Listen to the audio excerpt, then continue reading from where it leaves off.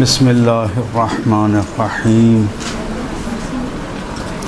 الحمد للہ رب العالمین الصلاة والسلام علی سید الانبیاء والمرسلین وخاتم النبیین سیدنا و مولانا ابی القاسم محمد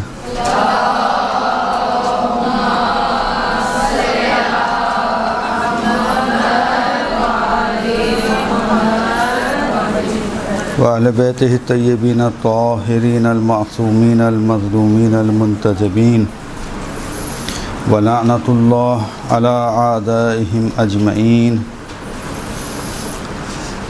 أما بعد.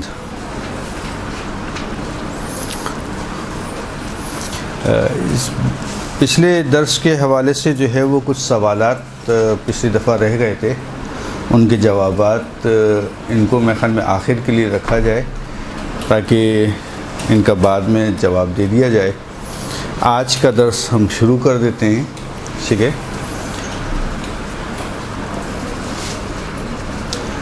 سب سے پہلی بات کہ آج کے درس کا پچھلے درسوں کے لحاظ سے جو موضوع ہے وہ بالکل مختلف موضوع ہے، اور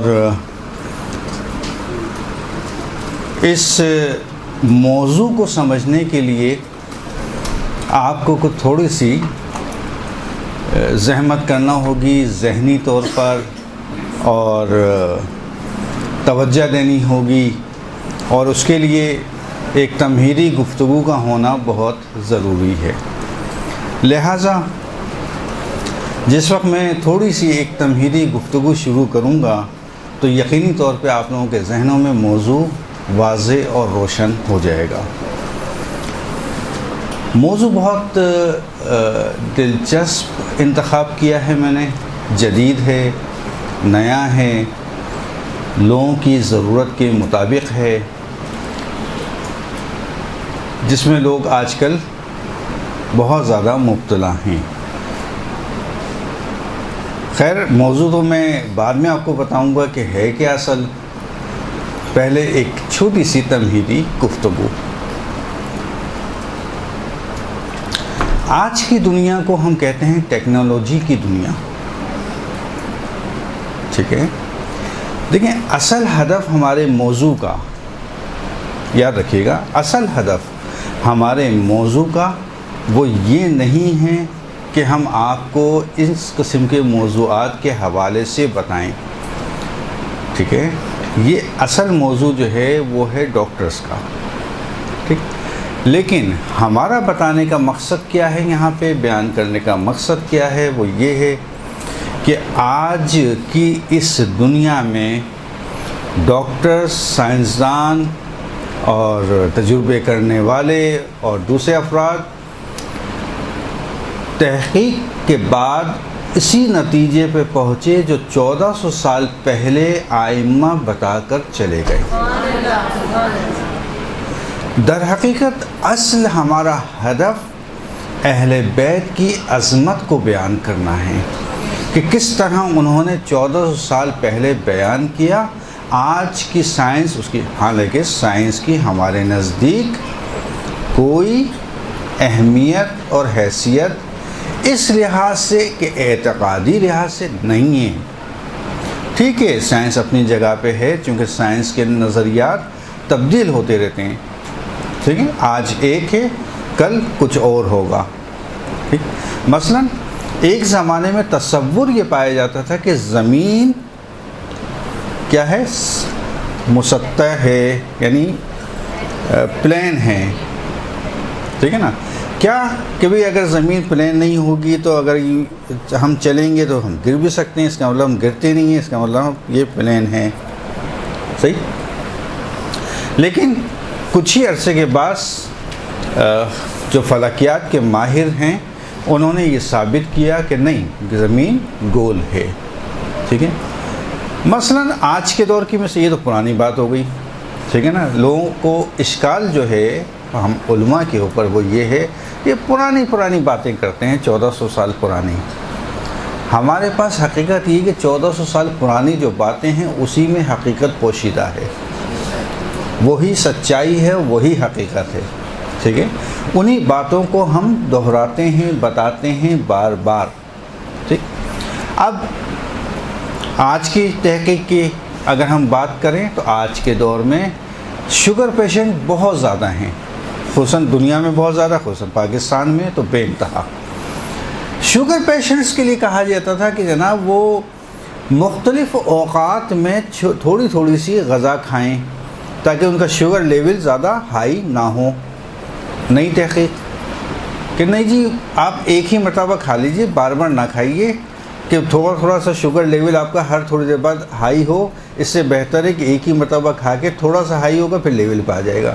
یہ نئی تحقیق ہے، بالکل جدید تحقیق ہے، یہ میں سمجھیں کہ شاید 2 مہینے 3 مہینے پہلے کی تحقیق۔ اچھا کتنی جلدی نظریات تبدیل ہو رہے ہیں، ٹھیک ہے؟ لیکن آیا اہل بیت علیہم السلام نے 1400 سال پہلے جو قوانین نافذ کیے، جو قوانین ہمیں بتائے، جو طریقے اور جو باتیں ہمیں بتا دیں، اس میں کوئی تبدیلی آئی؟ اصل نہیں آئی، کوئی کر ہی نہیں سکتا۔ ان کے الفاظ میں تبدیلی، ان کے معنی میں تبدیلی، ان کے روایات میں تبدیلی، ان کے احادیث میں تبدیلی کوئی نہیں کر سکتا، وہ ثابت ہیں اپنی جگہ پہ۔ اسی حوالے سے آج ہمیں گفتگو کرنا ہے، صحیح؟ موضوع ابھی بھی میں نے آپ کو بیان نہیں کیا ہے، ٹھیک ہے؟ آئے گا انشاءاللہ موضوع۔ خوب، تو میں نے کہا کہ آج کی دنیا ٹیکنالوجی کی دنیا ہے، اور ٹیکنالوجی اپنی ترقی کی عروج کی منازل پر ہے، صحیح؟ اسی طرح سے انسان اس ٹیکنالوجی کی دنیا میں مشین کی طرح سے وہ بھی چل رہا ہے۔ زندگی انسان کی کیا ہو گئی ہے؟ مشینی زندگی ہو گئی ہے۔ مشینی یعنی ایک جس طرح سے ایک مشین چل رہی ہے روٹین ورک کے لحاظ سے، انسان بھی ایسی چل رہا ہے۔ صبح کو وہ اٹھتا ہے، اس کے بعد جو ہے وہ بیوی نے اگر ناشتہ دے دیا تو کر لیا، ورنہ اکثر تو بھوکے ہی جاتے ہیں، جو کہ غلط بات ہے۔ بہرحال موضوع میرا یہ نہیں ہے البتہ، لیکن بتانے کا مقصد یہی ہے کہ صبح اٹھ کے کم از کم، ہاں بہرحال تو اب وہ چلا گیا آفس، اب وہ راستے کی پریشانی ہے، اس کے بعد وہ آفس سے جاب کرنے کے بعد وہ واپس آیا، اور واپس آنے کے بعد جو ہے نا وہ اب وہ تو خیر سب کے اوپر ڈپینڈ کرتا ہے، سب کی اپنی اپنی طبیعت ہوتی ہے، الگ الگ طبیعت ہوتی ہے۔ بعض اس کا مسکرا کے جو ہے وہ استقبال کرتی ہیں، بعض منہ بنا کے کرتی ہیں طبیعت کے مطابق، لیکن مسکرا کے روایت کے مطابق ہے، احادیث کے مطابق ہے، اس میں ثواب بھی آپ کو بہت زیادہ ملے گا، صحیح ہے؟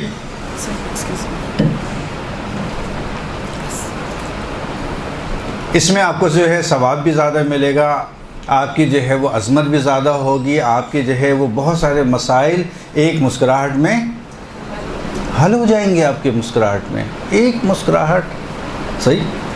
اور نہیں تو تجربہ کر کے دیکھیے، لیکن ایک دن میں نہیں، کم سے کم کچھ عرصے تک تجربہ کیجیے گا، ورنہ یہ کہیں گے 2 دن عمل کیا، ارے کچھ نہیں ہو رہا، ختم، اور گھر پہ آ کے پھر وہی سلسلہ شروع۔ نہیں، کم از کم کچھ عرصے عمل کیجیے، پھر دیکھیں تبدیلی کیسے آتی ہے نا؟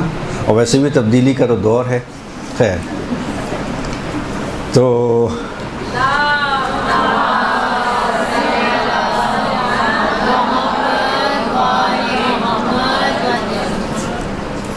اسی بنیاد کے اوپر جو ایک مشینی زندگی انسان کی بن چکی ہے، اسی بنیاد کے اوپر انسان کیا ہو گیا؟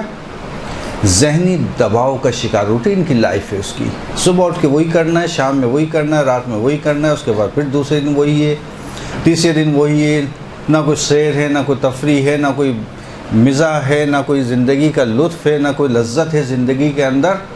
اب کیا ہو گیا؟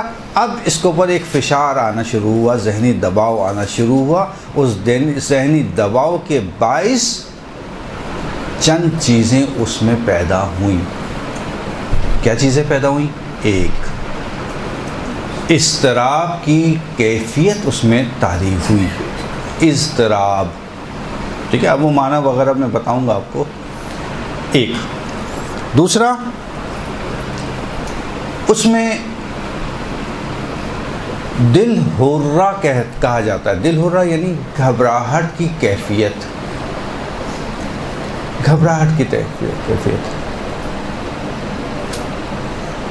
ہر وقت دل اس کا گھبراہٹ کے تحت ہے، نہ جانا کل کیا ہوگا، پرسوں کیا ہوگا، آفس میں کیا ہوگا، گھر میں کیا ہوگا، کل جو جھگڑا ہوا تھا مثلا ساس اور بہو میں، اب امی کا کیا ہوگا، تو میری بیوی کا کیا ہوگا، تو میرے بچے کا کیا ہوگا، ایک پریشانی کا عالم اس کے اوپر طاری ہے۔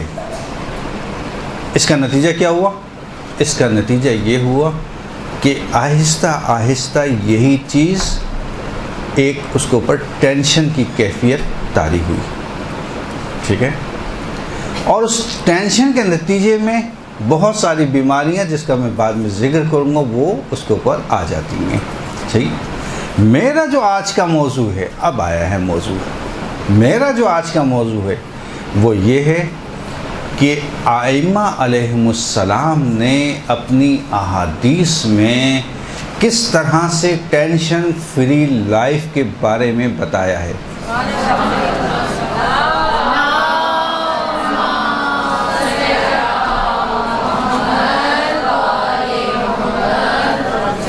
1400 سال پہلے کی لائف آپ لوگوں کو زندگی وہاں کی جو گزرا کرتی تھی اس کے بارے میں آپ کو اندازہ نہیں ہے، کتنی بہترین زندگی ہوا کرتی تھی۔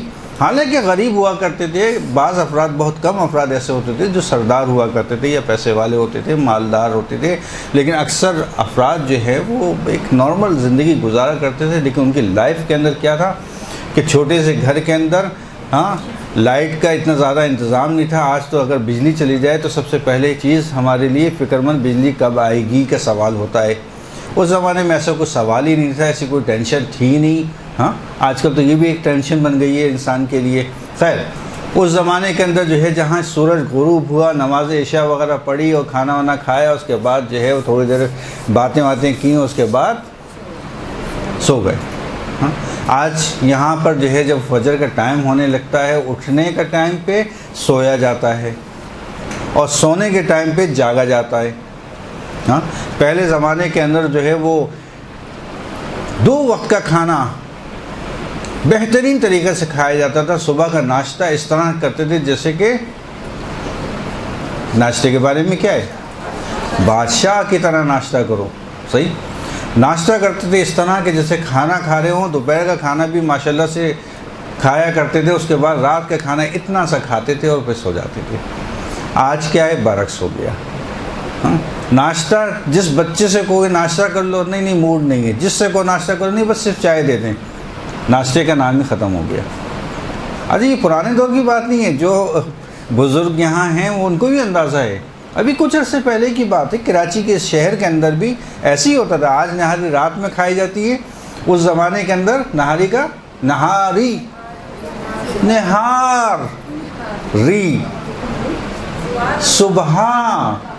صبح کھائی جاتی تھی، آج وہ رات میں کھائی جاتی ہے۔ دیکھیں کتنی تبدیلی، انہی تبدیلیوں کی وجہ سے زندگی، لائف اسٹائل انسان کا تبدیل ہو رہا ہے۔ جب لائف اسٹائل انسان کا تبدیل ہوگا تو بالآخر کچھ نہ کچھ بیماریاں، کچھ نہ کچھ امراض لے کر آئے گا وہ، صحیح۔ جب وہ امراض لے کر آئے گا، ٹھیک ہے، ایک مرض فقط اگر کسی کے پاس آ گیا، اس کا نام ہے ٹینشن۔ اگر ٹینشن ہو گئی کسی کو،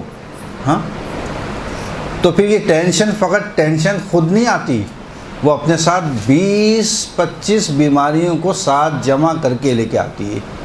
جہاں انسان کمزور ہوا وہ اس بیماری اس میں داخل ہو جاتی ہے، صحیح۔ تو انسان کو چاہیے کہ ٹینشن فری لائف گزارے، آرام سے زندگی گزارے اور اس ٹینشن سے بچے۔ لیکن کیسے بچے؟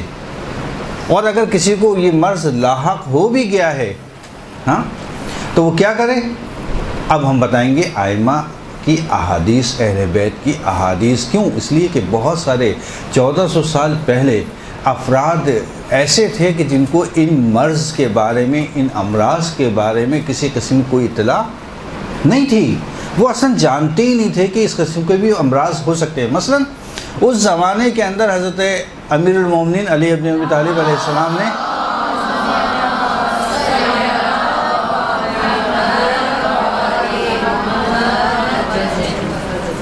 اس زمانے کے اندر امیر المومنین نے جو ہے وہ اپنے حدیث میں کہا کہ جناب لوگ آنتین کا استعمال کریں گے، اپنے گھروں کی چھتوں پہ آنتین لگائیں گے، اور اس کے بعد جو ہے اس آنتین کے ذریعے سے گھر میں لوگوں کو دیکھیں گے، لوگوں کی تصویریں دیکھیں گے۔ اب اس زمانے کے اندر کسی کے تصور وہم و گمان کے اندر 14 سال پہلے امیر المومنین یہ فرما رہے ہیں، لوگوں کے ذہنوں میں تصور میں نہیں ہے کہ آنتین ہے کیا چیز، اینٹینا ہے کیا چیز، ہاں تو وہ کیا تصور کریں گے امیر المومنین کے بارے میں؟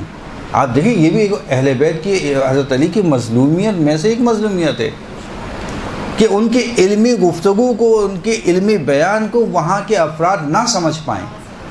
یہ ایک سب سے بڑی مظلومیت ہے انسان کی۔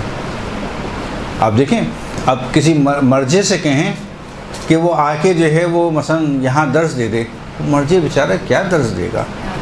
ہاں مثلا میں نے ایک صاحب نے مجھ سے پوچھا کہ مراجع کرام جب آپس میں ملتے ہیں کیا گفتگو کرتے ہیں، کیا گفتگو کرتے ہیں؟ بھئی دو مرجع مثلا کچھ عرصے پہلے جو ہے وہ آئے سیستانی اور آئے اسحاق فیاض اور آئے سعید الحکیم اور آئے بشیر، یہ سب مل کر بیٹھے، کیا گفتگو کیا آپس میں؟ اب آپس میں سب کا علمی مقام ایک بلندی کے اوپر، ہاں لیکن کیا، میں نے کہا بھائی کوئی گفتگو ایسی خاص نہیں کرتے، وہ کیا کرتے ہیں حال احوال، سلام، دعا، خیریت، ہاں بس، اس سے زیادہ کوئی گفتگو ہے ہی نہیں ان کی، نہیں نا؟ کیوں؟ اس لیے کہ علمی مرتبہ سب کا بلند ہے، سب کو معلوم ہے کہ کون کس کی مرتبے کے اوپر فائز ہے، ان کے درمیان میں علمی مباحثہ تو ہو نہیں سکتا سوائے کس کے؟ حال احوال کے، صحیح؟ اچھا لیکن اب اس مرجع کو، اس لیول کے مرجع کو یہاں لے آئیں، وہ بیچارہ کیا بیان کرے گا؟ وہ کہے گا بھی یہاں آپ جو ہے نا وہ استصحاب جاری کریں، آپ نہیں استصحاب کیا چیز ہے؟ نہیں، پہلے وہ استصحاب پڑھائے، سمجھائے، استصحاب پڑھائے آپ نے، سمجھا استصحاب کیا چیز ہے؟ جی چلیں خیر، ورنہ میں اس کی توضیح میں لگ جاؤں گا، چھوڑ دیں اس کو۔ جی استصحاب یعنی پرانے یقین کو قائم رکھتے ہوئے بعد والے شک کے اوپر جاری کرنا۔ مثلا وضو کیا تھا، معلوم ہے مجھے، اس وقت نماز پڑھنا ہے، مجھے یاد نہیں ہے کہ وضو میرا ہے یا نہیں ہے۔ پرانا یقین کیا ہے؟ وضو تو کیا تھا میں نے، یہ تو معلوم ہے، صحیح، پرانا یقین۔ شک کیا ہے؟ اس وقت باقی ہے یا نہیں ہے، اس یقین کو جاری کرنا شک کے اوپر کہ یقین ہے، ہاں جاری ہے، کیا وضو ہے میرا، ٹھیک ہے۔ ہمیں یہ اصول ایک قاعدہ ہے، چلیں سیکھ لیں آج۔ یقین، استصحاب کیا ہے؟ استصحاب پرانے یقین کو بعد والے شک کے اوپر جاری کرنا، حکم جاری کرنا، جو بھی شک ہے نہیں میرا یقین ہے، وضو ہے، اس یقین کو باقی رکھنا بشرطے کہ یقین ہو موجود، یاد رکھیے گا، ٹھیک ہے، یقین موجود ہو پہلے سے۔ وضو کی دوبارہ مثال، غسل کیا تھا، آج شک ہو رہا ہے کہ وہ غسل باطل تھا یا صحیح تھا، تو اس یقین کو، غسل جو کیا اس یقین کو جاری کرنا اس کے اوپر۔ وضو تھا، آج شک ہو رہا ہے، وضو کو جاری کرنا اس کے اوپر۔ اس طرح سے دوسری چیزیں اس حساب سے کہتے ہیں، ٹھیک ہے۔ بہرحال اب یہ تو ایک مختصر بتا دیا، ورنہ اس کی تو بحث 2 سال 3 سال چلتی ہے درس خارج کے اندر استصحاب کے موضوع کے اوپر۔ بہرحال اس کو جاری کم سے کم کیجیے گا، اس لیے کہ اس کے اندر بہت ساری اور شکیں ہیں جو میں ظاہر یہاں نہیں بیان کر سکتا آپ کے سامنے۔ بہرحال اب وہ بیچارہ یہاں کے کیا بیان کرے گا، ٹھیک ہے نا، اس کی مظلومیت کے لیے کافی ہے۔ ہم تو کہتے ہیں برکت کے لیے آیا، یہاں کوئی بات کی اس نے، ایک سلام دعا کی، ایک آیت پڑھی، یہی برکت ہے اس کی، یہ ہمارے لیے کافی ہے۔ حقیقت تو یہ ہے، انسان کی سب سے بڑی مظلومیت یہ ہے کہ وہ علمی طور پر قوی ہو، بیان کرنا چاہے اور سامنے والا اس کو سمجھ نہ پائے۔ امام علی کی سب سے بڑی مظلومیت یہی تھی کہ امام علی اس زمانے کے اندر اس طرح سے گفتگو کیا کرتے تھے، ایسی ایسی باتیں۔ ابن عباس نے کہا امیر المومنین آج مجھے تفسیر قرآن بتائیے، بسم اللہ کی جو ہے تفسیر بتائیے، بسم اللہ کی تفسیر، بسم اللہ کی تفسیر۔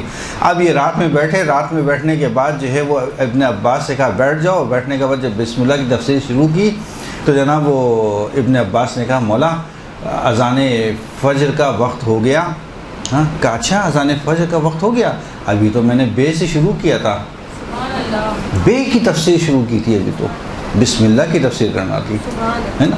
علم کے اس پائے کے عظمت رکھنے والے شخص جب آنتین کا لفظ استعمال کرے اور سامنے والوں کو کوئی علم نہ ہو تو کس طرح سے اس کے اوپر گزرے گی، بہرحال انہوں نے بیان کر دیا۔ کہا ہتھیلی کے اندر چھوٹی سی مشین اٹھائیں گے اور اس کے بعد ایک دوسرے سے بات کریں گے، ہتھیلی کو بلند کریں گے اور دوسرے کی تصویر دیکھیں گے، یہ سب آپ کو مل جائیں گی، نہج البلاغہ میں بھی ہیں موجود اور دوسری کتابوں میں بھی موجود ہیں، یہ احادیث جو امام علی سے مربوط ہیں۔ اس زمانے میں بتا رہے ہیں، لیکن اس زمانے کی تو فکر نہیں تھی، اس طرح کی سوچ میں نہیں تھا ان کے کہ آیا ایسا بھی ہو سکتا ہے کسی زمانے میں یا نہیں ہو سکتا، وہ تو نہیں سمجھ رہے اس باتوں کو۔ جب نہیں سمجھ رہے بات کو تو امام علی نے ایک مختصر حد تک بیان کر دیا۔ اسی طرح سے آج کا جو ہمارا موضوع ٹینشن کے حوالے سے وہ بھی یہی ہے کہ ائمہ کے نے اس دور میں کہ جب اس ٹینشن کا وجود نہیں تھا، کیوں؟ اس لیے کہ ان کے گھر مختصر ہوا کرتے تھے، دور دور ہوا کرتے تھے، پیدل چلنا بہت زیادہ ہوا کرتا تھا، اگر سواری پہ بھی یعنی سواری بھی کیا کرتے تھے تو وہ اونٹ اور گھوڑے کی سواری ہوا کرتی تھی، ماشاءاللہ سے خوب ایکسرسائز ہوتی تھی، ہلتے تھے جلتے تھے، ہے نا۔ آج کے دور کے اندر کیا کہ وہ سب کا گھر جو ہے وہ ماشاءاللہ سے پہلے تو چلیں گھر میں لوگ رہا کرتے تھے، اب وہ گھروں سے آ گئے ہیں فلیٹوں کے اندر، اور فلیٹوں کی بھی قیمتیں ماشاءاللہ الا ماشاءاللہ، صحیح ہے، اور اس کے اندر کیا 2 کمرے 4 کمرے 3 کمرے، کھایا اور پھر بیٹھ گئے، کھایا اور پھر بیٹھ گئے، کھایا اور پھر بیٹھ گئے، تو مرض نہیں آئے گا تو پھر کیا آئے گا، ہاں بیماریاں نہیں آئیں گی تو پھر کیا ہوں گی، صحیح۔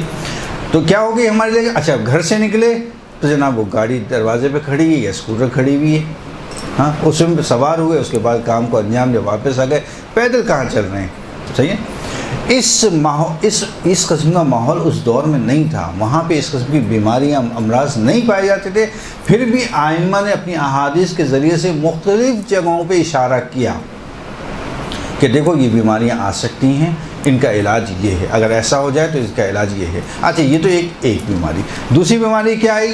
دوسری بیماری اس ٹینشن کے ماحول میں، اس ماحول کے اندر کیا آئی کہ جناب وہ جو انسان کے اوپر فشار آیا اور اس کے اوپر جو ایک کیفیت طاری ہوئی، اس کی وجہ سے انسان میں افسردگی پیدا ہو گئی۔ بعض مرد حضرات کو آپ دیکھیں گے، خصوصاً خواتین میں بھی بہت زیادہ ہوتی ہے، لیکن مردوں میں زیادہ ہے، کس لحاظ سے؟ اس لحاظ سے کہ وہ ٹینشن کا شکار ہونے کے بعد ایک بیماری جسے کہتے ہیں افسردگی ان کے اوپر طاری ہو جاتی ہے۔ افسردگی کس طرح سے کہ ان کی زندگی سے لذت ختم ہو جاتی ہے، ان کی زندگی سے مزہ ختم ہو جاتا ہے۔ جب وہ مزہ ختم ہو جاتا ہے تو وہ ہمیشہ سوچوں میں گم رہتے ہیں، بیٹھے میں سوچ رہے ہیں، کوئی بات نہیں ہے اس کے بارے میں سوچ رہے ہیں، کوئی موضوع نہیں ہے اس کے بارے میں بھی، اگر ایسا ہو گیا تو ویسا کیسا ہو جائے گا، اور اگر ایسا ہو گیا تو پھر ایسا کیسے ہوگا۔ ابھی کچھ ہوا نہیں ہے تو آپ کیوں سوچ رہے ہیں؟ اس کو کہتے ہیں افسردگی۔ مسکراہٹ نام کی کوئی چیز ہی نہیں ہے، ہاں بچے بات کریں کہ چلے جاؤ مجھے موڈ نہیں ہے بالکل بات کرنے کا، بچوں کو ہٹا دیا۔ ارے اپنا مرض یہ بچوں کو ہٹا ہی دینا اپنے پاس سے، باپ کی توجہ نہ ہونا یا ماں کی توجہ نہ ہونا یہ باعث بنتی ہے کہ اپنے مرض کو اب بچے میں منتقل کر رہے ہیں، بچے میں منتقل کر رہے ہیں، یہ بھی کچھ عرصے بعد جا کے اسی مرض کا شکار ہوگا۔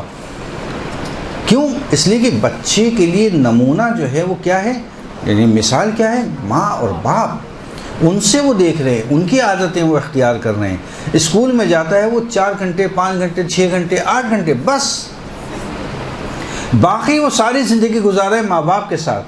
ان کی جو کیفیات ہیں ان کو وہ درک کر رہا ہے، ان کو پہچان رہا ہے، ان کی عادتوں کو اپنا رہا ہے، اور پھر وہ کیا انہی مسائل کا شکار ہو کے مبتلا ہو جاتا ہے۔ صحیح بات۔ ائمہ نے اپنی زندگی میں ان مسائل کے حوالے سے رسالت مآب صلی اللہ علیہ وسلم سے لے کر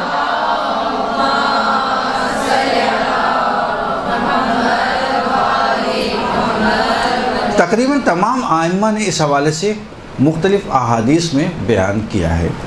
پس اضطراب کی کیفیت کا آنا ہی انسان کے لیے خطرے کی ایک گھنٹی ہے۔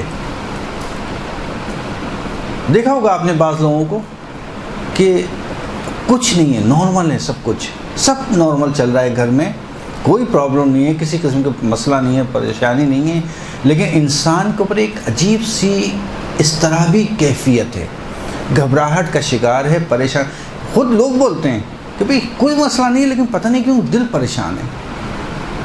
یہ اضطرابی کیفیت ہے، یہ اضطرابی کیفیت ہے. اچھا، اس کا جو اگر کوئی میڈیکل کا علاج چاہتا ہے وہ تو پھر جائے گا سائیکولوجسٹ کے پاس. میرے پاس میڈیکل کا علاج تو نہیں ہے، میرے پاس ہیں احادیث جو ائمہ نے بیان کی، ان کو بیان کرنا ہے، یہ اصل ہے. اچھا، اضطراب کو ہم دو حصوں میں تقسیم کر سکتے ہیں. ایک، اچھا اضطراب کیا بری چیز ہے؟ نہیں، فی نفس سے ہی بری نہیں کہہ سکتے اس کو. دیکھیں، جھوٹ آیا فی نفس سے ہی برا ہے؟ یعنی خود جھوٹ کے اندر برائی ہے؟ جی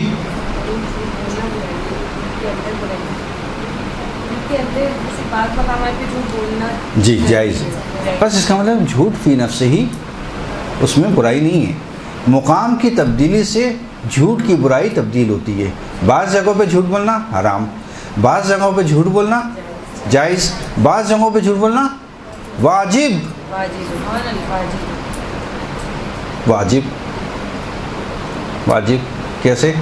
جائز اور واجب. جائز کا مطلب واجب ہونا ضروری ہے وہاں پہ. جائز کا مطلب تو آپ اختیار کریں نہ کریں. جائز کا مطلب کیا ہے؟ وہ اختیار کریں یا نہ کریں، عمل کریں نہ کریں، آپ کے اوپر ڈیپینڈ کرتا ہے. واجب ہونا نہیں، آپ کو جائز نہیں، آپ کو کرنا ہی ہے عمل. مثلا دو مومن کے درمیان شدید اختلاف، جھوٹ بولنا نہ فقط جائز بلکہ بعض مقام پر، اگر مثلا ایسا مقام آ گیا کہ جہاں پر آپ دیکھیں کہ جناب دو بھائیوں کے اندر بالکل جھگڑا ہو جائے گا اور لڑائی ہو جائے گی، الگ ہو جائیں گے، اب کوئی امکان نہیں رہا اور بڑے خطرات اور نقصانات سامنے ہیں، تو وہاں پہ آپ کے لیے واجب رشوت دینا.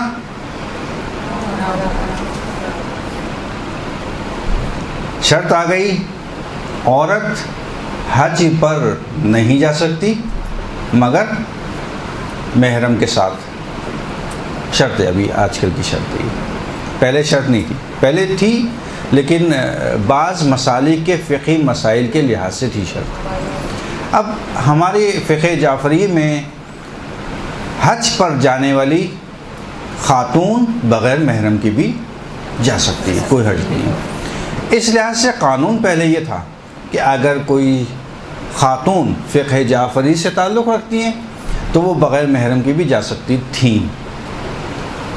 1 سال پہلے سے یا 2 سال پہلے سے یہ قانون آ گیا کہ نہیں، اب کوئی فرق نہیں ہے، چاہے وہ فقہ جعفری سے ہو یا فقہ حنفی سے یا فقہ شافعی سے، کسی سے بھی ہو. ہماری قانون کے لحاظ سے ان کی شرط ہے کہ نہیں، اور خاتون اگر آئے گی تو وہ محرم کے ساتھ آئے گی ورنہ نہیں آئے گی. صحیح. حج واجب ہو گیا خاتون کے اوپر، حج واجب ہو گیا. قانون مانے ہیں حج میں، یہ قانون مانے، حج پہ نہیں جا سکتی وہ خاتون. صحیح. لیکن ایک ذریعہ ہے کہ جہاں پر آپ کے ذریعے جا سکتے ہیں، اور نام نہیں لینا چاہ رہا، اشارہ کافی ہے. صحیح. ذریعہ مل گیا کہ آپ اس کے ذریعے سے جا سکتی ہیں. اب رشوت دینا تو حرام، واجب ہے. راستہ کھلا ہوا ہے آپ کا، منع نہیں ہے، بند نہیں ہے. اس کا مطلب راستہ کھلا ہوا ہے آپ کا، دیجئے اور جائیے حج پر. واجب ہے آپ کے اوپر حج، حج کو ادا کیجئے. واجب ہوا مسئلہ، واجب ہے. چونکہ راستہ ہٹا سکتے ہیں آپ کے اختیار میں.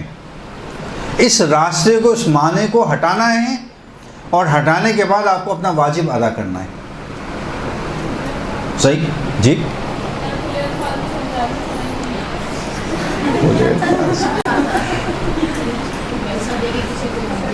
مثلا کوئی شخص کہے کہ جناب ٹھیک ہے، میں آپ مجھے کوئی ہدیہ ودیہ دے دیجیے گا، تحفہ وغیرہ دے دیجیے گا، تو میں جو ہوں نا وہ آپ کے لیے جو ہے یہ شرط میں کوئی ایسی تبدیلی کروں گا کہ آپ چلی جائیں گی حج پر. آپ کو ہدیہ دینا ہوگا، اس کو تحفہ دینا ہوگا اس کو، کہ اس تحفے کے ذریعے سے یہ معنی آپ کا برطرف ہو اور آپ کو واجب آپ کا ادا ہو، حج پہ آپ کو جانا ہوگا. ٹھیک ہے، یہ دوسری مثال. تو کیا آیا، اچھا یہ ہمارا موضوع تو تھا نہیں، خیر مثال کے طور پہ آپ کو سمجھانے کے لیے دے دی میں نے مثالیں. اب آیا اضطراب فی نفس ہی برا ہے؟ جی نہیں، اضطراب فی نفس ہی برا نہیں ہے. اضطراب کی کیفیت کو ہم دو حصوں میں تقسیم کر سکتے ہیں. پہلا حصہ کہ ایک اضطراب ایسا ہے جو کہ اچھا ہے، اور ایک اضطراب ایسا ہے کہ جو کہ واقعاً بہت برا ہے. اچھا کون سا اضطراب ہے؟ اچھا اضطراب یہ ہے کہ جب انسان کے اندر وہ اضطرابی کیفیت پیدا نہیں ہوگی، وہ ترقی کی راہ کو کیسے اختیار کرے گا، ترقی کی منزلیں کیسے طے کرے گا.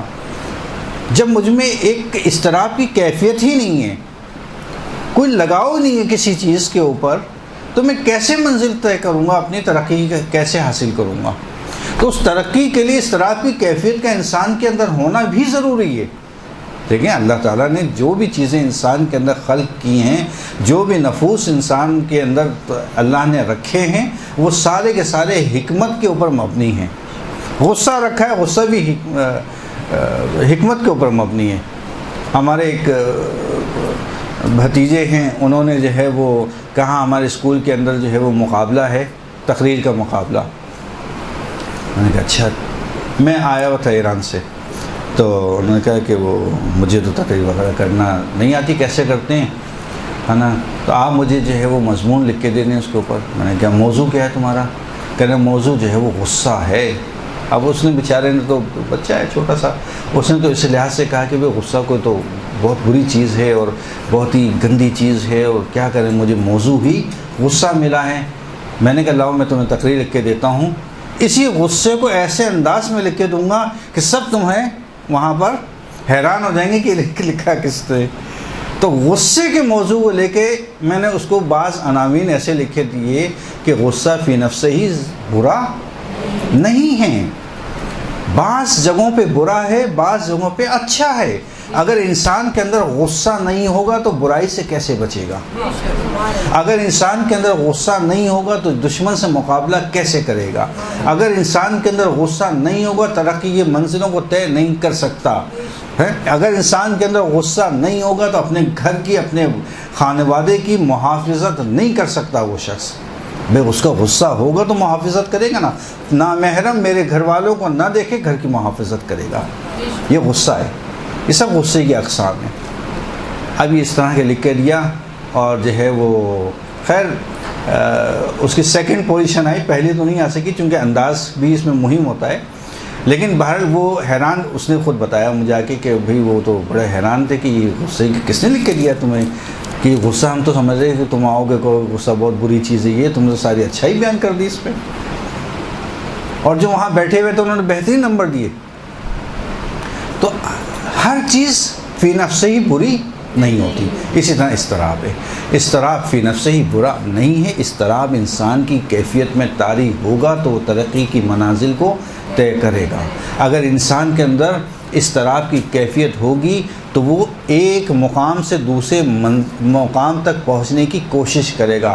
اضطراب کی کیفیت ہوگی تو وہ مکان کے اپنے چکر میں بھاگے گا، زمین کے چکر میں رہے گا، گھر والوں کو فیسلٹیز کیسے فراہم کرے گا اگر اس میں اضطرابی کیفیت نہ ہو. تو اضطرابی کیفیت کا وجود انسان کے اندر ضروری ہے. لیکن نقصان کہاں ہے؟ ایک دوسرے اضطراب کے اندر. وہ اضطراب نہیں ہونا چاہیے. جس طرح غصہ بعض جگہوں پہ اچھا ہے لیکن بعض جگہوں پہ بہت خطرناک ہے. غصہ کیا ہوتا ہے؟ فشار، یہ آپ کا بلڈ پریشر، شوگر، یہ سب غصے کا مسائل ہیں. صحیح. اسی طرح سے اضطراب کے اندر بعض جگہوں پہ اضطراب جو ہے وہ برا ہے. کس لحاظ سے برا ہے؟ مثلاً انسان اگر زیادہ اضطراب کی کیفیت میں رہے گا، ایک حد تک ہر چیز اچھی، افراط و تفریط کہیں پہ بھی بری ہے. افراط و تفریط نہ کیجیے. ایک اعتدال کے ساتھ، نارمل لائف کے ساتھ زندگی گزاریے. ہر وقت کا اضطراب، ٹھیک ہے نا. اچھا احادیث میں اس کی بھی مذمت آئی ہے ہر وقت کے اضطراب کی، کہ ہر وقت تم یہی سوچتے رہتے ہو کہ میں 2 پیسے کہاں سے کماؤں. ہاں اب تو یہ حشر ہو گیا ہے کہ شادی تو شادی کی تقاریب تو اپنی جگہ پہ، اب تو میت کے اوپر بھی یہ گفتگو ہو رہی ہوتی ہے کہ اچھا وہاں زمین لی تھی کتنے کی ہو گئی، کتنے کی بیچو گے، کیا کرو گے، اچھا فلاں جگہ تم نے بزنس کیا تو اس کا پروفٹ کتنا ہوا. بعض حلقوں میں ہے ایسا. چلے بھی شادی خوشی کی تقریب ہے، وہاں آپ گفتگو کر رہے ہیں، چلو ٹھیک ہے کوئی بات نہیں، اب میت کے اوپر تو کم از کم ایسی گفتگو نہ کرو. بہرحال تو اضطراب در حقیقت جو ہے وہ یہ اضطراب خود جو ہم اردو میں استعمال کرتے ہیں، در حقیقت یہ خود لفظ عربی کا ہے، صحیح ہے، اور باب افعال کا مصدر کہلاتا ہے.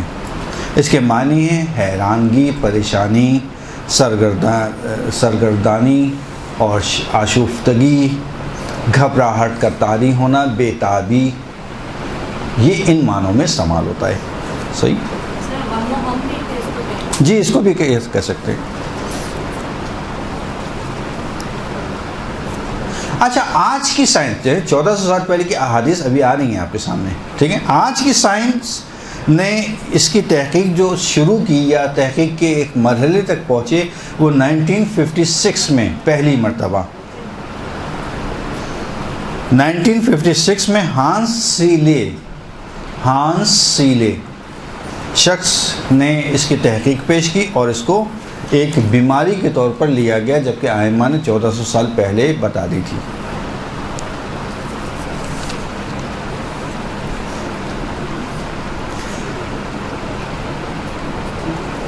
اچھا 3 چیزیں ٹینشن یا اسٹریس کا باعث بنتی ہیں. کیا؟ اضطراب، جس کے بارے میں ہم نے ابھی گفتگو کی، خوف اور دل کا گھبرانا، یعنی دل کی عجیب کیفیت کا رہنا. یہ 3 چیزیں، ان کا نتیجہ کیا نکلے گا؟ ٹینشن. ہر وقت ٹینشن میں رہتا ہے شخص، اور اس ٹینشن کا نتیجہ کیا ہے؟ مختلف بیماریاں. اور ان مختلف بیماریوں میں 2 اقسام، جسمی بیماریاں اور ذہنی بیماری. جسمی بیماری blood pressure, sugar, cholesterol, XYZ، ساری بیماریوں کی جڑ. لوگ کہتے ہیں جناب شوگر آپ کو ہو گئی ہے، بس میٹھا کھانا بنا. میٹھے کا تعلق شوگر سے نہیں ہے، شوگر کا تعلق ہے ٹینشن سے، ذہنی فکر سے. اب ذہنی بیماریاں کون کون سی اس کو پائی جائیں گی؟ مایوسی، سب سے پہلے مایوس ہوگا، نا امیدی، مایوس ہو گیا، نا امید ہو گیا. لذت زندگی کا خاتمہ، کوئی لذت نہیں ہے زندگی کے اندر. ہر وقت چہرے پہ عبوسیت کا طاری ہونا، عبوسیت یعنی اداس سا چہرہ. تنہائی، یہ بھی ایک بیماری ہے. تنہائی خود ایک بہت بڑی بیماری ہے. انسان تنہائی کا شکار ہوتا ہے، اور ایسا شکار ہوتا ہے تنہائی کا، لوگ جاتے ہیں ڈاکٹرز کے پاس کہ بھی ہمارا بچہ جو ہے وہ تنہا رہنا زیادہ پسند ہے. اور سب سے زیادہ اس میں آج کل جو مسئلہ چل رہا ہے تنہائی کے لحاظ سے، وہ تنہائی کے لحاظ سے مسئلہ جو ہے موبائل ہے. یہ موبائل انسان کو تنہائی کا شکار کر رہا ہے. آمنے سامنے بیٹھے ہوئے افراد بھی موبائل سے بات کرتے ہیں، آپس میں بات ہی نہیں کر رہے. یہ موبائل ہے. تو خدا را بچوں کو موبائل کی عادت نہ ڈالیں. مجھے برتن دھونا ہے مثلاً، اگر دھونا ہے تو مجھے برتن دھونا ہے، یا مجھے مثلاً کوئی پروگرام دیکھنا ہے، بچے کو کیسے بہنائیں؟ لو بھی موبائل گیم کھیل لو. بچہ لگ گیا گیم کے اندر، اماں بیٹھی ہوئی پروگرام دیکھنی ہے اپنا.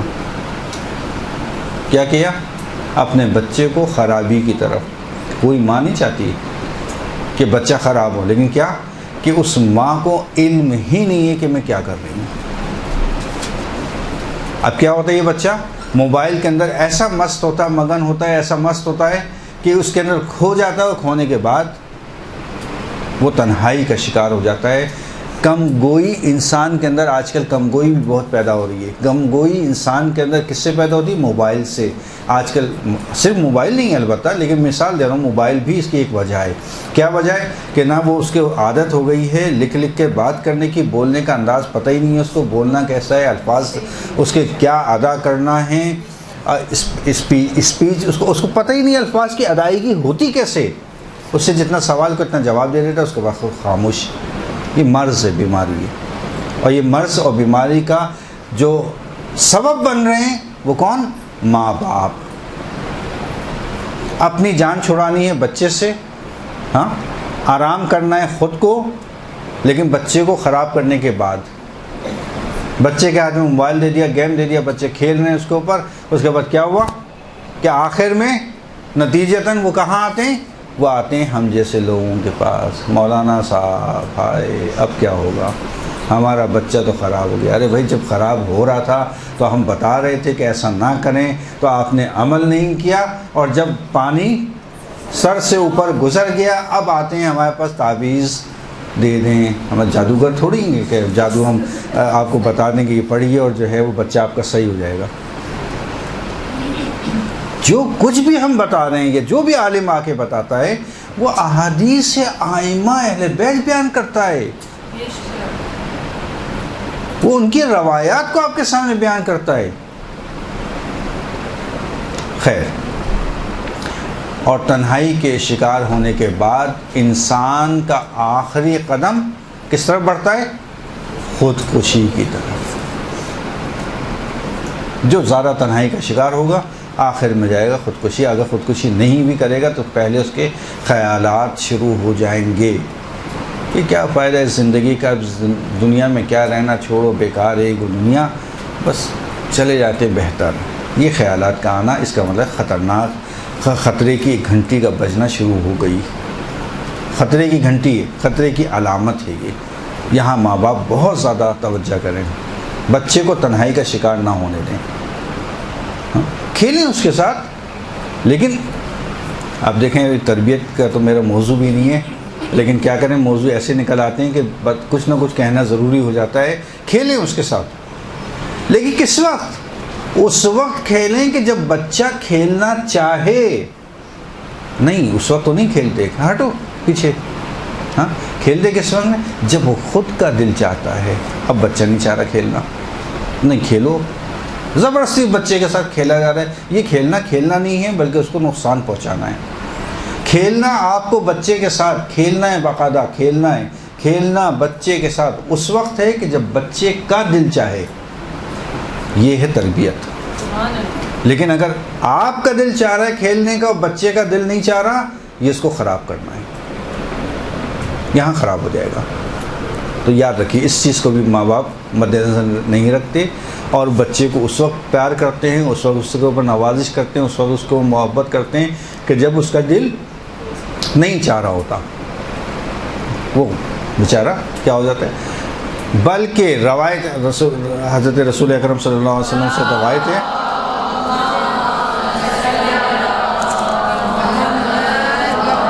کہ ایک صحابی جو ہے وہ رسول کے پاس آیا، دیکھا رسول جو ہے وہ امام حسن اور امام حسین بیٹھے ہوئے ہیں، ان کو بار بار جو ہے وہ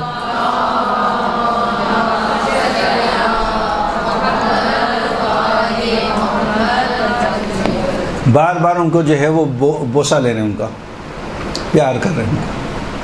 بڑا تعجب کیا، یار رسول اللہ بچوں کو اٹھائے ہوئے گود کے اندر، ایک میں حسن ہے ایک میں حسین ہے. کبھی حسن کو پیار کرتے ہیں، بوسہ لیتے ہیں، کبھی حسین کا بوسہ لیتے ہیں. کہ رسول اللہ کی شخصیت کے منافی چیز کہ رسول اللہ اس کام کو انجام دیں کہ بچے، چھوٹے چھوٹے بچوں کو اٹھا کے پیار کیے جا رہے ہیں ان سے. یا رسول اللہ یہ کیا کر رہے ہیں آپ؟ پیار کر رہا ہوں اپنے بچوں کو، اپنے بچوں کو پیار کر رہا ہوں. تو بڑا تعجب ہوتا ہے، یا رسول اللہ آپ تو رسول خدا ہیں. ہاں، آپ مجھے دیکھیں، اتنی عمر گزر گئی میری، میں نے آج تک اپنے بچے کو ایک مرتبہ پیار نہیں کیا، ایک مرتبہ بوسہ نہیں لیا. کیا تم پر خدا کی لعنت ہو، تم پر خدا کی لعنت ہو. کیسے باپ ہو، کہ تم نے اپنے بچے کو ایک مرتبہ پیار نہیں کیا، ایک مرتبہ بوسہ نہیں لیا اس کا؟ ایسے بھی ماں باپ، یہ روایت کی احادیث کی تم نے بتا رہا ہوں میں۔ بہرحال اب یہ ٹینشن کیا چیز ہے، اس کی تعریف کیا ہے، کسے ہم ٹینشن کہتے ہیں؟ ٹینشن در حقیقت حوادث زندگی کے اندر پیش آنے والے مختلف واقعات کے ذہن کے اوپر منفی اثرات کا نتیجے میں پرورش پاتا ہے۔ دوبارہ، مختلف زندگی کے اندر جو حوادث انسان کے ساتھ پیش آتے ہیں، اس کے نتیجے میں جو ذہنی دباؤ آتا ہے، اس کے نتیجے میں یہ ٹینشن وجود میں آتا ہے۔ اچھا، یہ بھی یاد رکھیے گا کہ ٹینشن کے لیے ضروری نہیں ہے کہ انسان کا حالیہ کو تازہ واقعہ ہو کہ جس کی وجہ سے اس کے اوپر ٹینشن تاری ہو، نہیں، یہ بھی ضروری نہیں ہے۔ بچپن میں ایک واقعہ پیش آیا بہت شدید قسم کا، مثلا کوئی ایسا واقعہ کہ جو اسے انتہا سے زیادہ گراں گزرا، مثلا بچے اپنی ماں کے لحاظ سے بہت حساس ہوتے ہیں، یہ بچوں کی فطرت میں اللہ نے رکھا ہے۔ بچہ اپنی ماں کی خوشبو کو محسوس کرتے ہیں، ان کو معلوم ہوتی ہے میری ماں کی خوشبو کیا ہے۔ کسی چھوٹے سے بچے کو لے لیں، آپ تجربہ کر کے دیکھیں، 10 گودوں میں دے دیں، درمیان میں ماں کو کھڑا کر دیں، بچہ ماں کی گود میں آ کے خاموش ہوگا۔ بلکہ کہا مولا حدیث ہے، مولا یہ کیسے پہچانتا ہے بچہ؟ ایک چھوٹا سا بچہ اپنی 10 خواتین کو کھڑا کر کے اس کے درمیان میں بچے کو گھمائیے، ماں کے پاس آئے گا خاموش ہو جائے گا، دوسرے کے پاس جائے گا رونا شروع۔ مولا کیسے پہچانتا ہے؟ کہا کہ ماں کی دل کی دھڑکن سے پہچانتا ہے، ماں کی دل کی دھڑکن سے پہچانتا ہے بچہ یہ میری ماں ہے۔ کیوں؟ اس کو پتا ہے کہ ماں کا دل کب کب دھڑک رہا ہے۔ کتنی عجیب ایک پروردگار نے کیا کیا صلاحیتیں انسان میں رکھی ہیں۔ اب بچہ حساس ہے، کس سے؟ ماں سے، شروع سے حساس ہے بچہ۔ اب مثلا ایک معاشرے کی انتہا سے زیادہ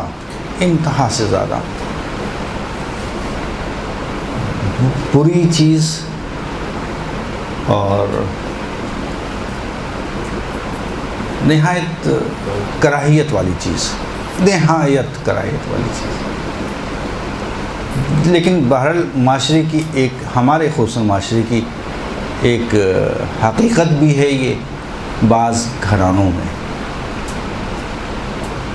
جس کی اسلام نے بھی انتہا سے زیادہ مذمت کی ہے، انتہا سے زیادہ۔ کاش کہ کم سے کم اگر جو ہے وہ شوہر اور بیوی میں ناچاقی ہو بھی جائے، کم سے کم شوہروں کے لیے یہ ہے کہ اس فعل کو تو کم از کم انجام نہ دیں۔ سخت مذمت ہے، سخت ناراضگی کا اظہار ہے روایات میں، اور وہ ہے عورت پر ہاتھ اٹھانا، اس کی بڑی مذمت ہے۔ بالقطعاً طور پہ کچھ ہو جائے، اسلام نے اس کی آپ کو ہرگز ہرگز ہرگز ہرگز اجازت نہیں دی ہے کہ یہ اس کام کو آپ انجام دیں۔ بچہ ماں سے حساس، یہ واقعہ رونما ہوا، یہ واقعہ اس بچے کی شخصیت پر انتہائی برے اثرات مرتب کرے گا۔ ماں سے حساس ہے بچہ، برے اثرات مرتب کرے گا، آخر میں جا کے یہی مریض اور یہی بیماریاں اس کو پیدا ہوں گی۔ اب بس حوادث زندگی میں پیش آنے والے وہ منفی واقعات کہ جو انسان کے ذہن میں موجود ہوتے ہیں، اس کا نتیجہ ٹینشن۔